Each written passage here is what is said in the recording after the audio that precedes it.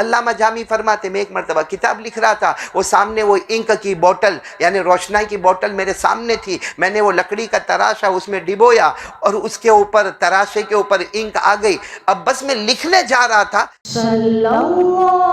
علی محمد، صلی اللہ علی محمد۔ ہمارے اگر اکابرین کی طرف نظر کرے، انہوں نے کیسے لوگوں کے ساتھ محبت کا کام کیا، کیسے محبت کا پیغام دیا، کیسے اخلاق کا پیغام دیا۔ آپ سب کو تعجب ہوگا، میں جو واقعہ آپ کو بتا رہا ہوں، ایک بہت بڑے امام گزرے ہیں مولانا جامی رحمت اللہ علیہ، بولو مولانا جامی رحمت، بہت بڑے، ان کی عربیت کے اندر اور خاص کر کے اسپیشیالٹی ان عربی گرامر، اتنے ماہر تھے کہ بڑی بڑی عربی گرامر پر انہوں نے کتابیں لکھی، ان کا کام تھا بس لکھنا، لکھانا، پڑھنا، پڑھانا، بہت بڑے عالم بھی ہے، مفسر بھی ہے، محدث بھی ہے۔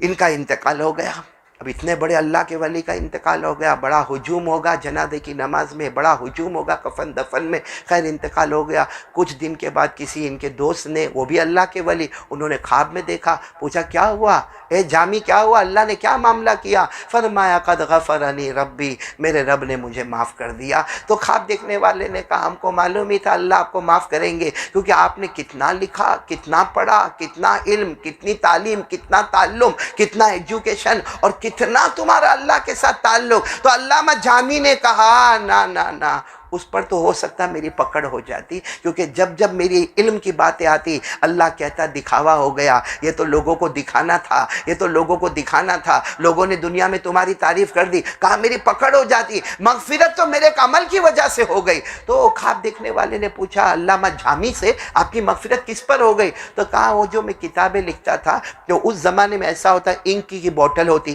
بھائی روشنائی کی بوٹل ہوتی، ہاتھ میں لکڑی ہوتی، وہ لکڑی کو ڈبونے کا وہ انک میں، اور وہ لکڑی کا جو تراشا ہوتا ہے اس کے اوپر روشنائی آ جائے، پھر اس سے لکھنے کا۔ علامہ جامی فرماتے میں ایک مرتبہ کتاب لکھ رہا تھا، وہ سامنے وہ انک کی بوٹل یعنی روشنائی کی بوٹل میرے سامنے تھی، میں نے وہ لکڑی کا تراشا اس میں ڈبویا اور اس کے اوپر تراشے کے اوپر انک آ گئی، اب بس میں لکھنے جا رہا تھا کہ ایک مکھی آ کر بیٹھ گئی،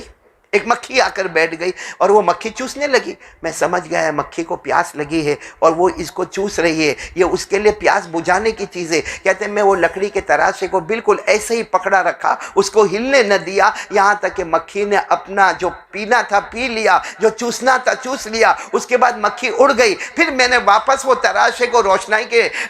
بوٹل میں رکھا اور پھر لکھا، اللہ نے فرمایا جب میں قبر میں گیا، علامہ جامی فرماتے اللہ نے فرمایا تو نے میری مخلوق میں سے ایک مکھی کا خیال کیا،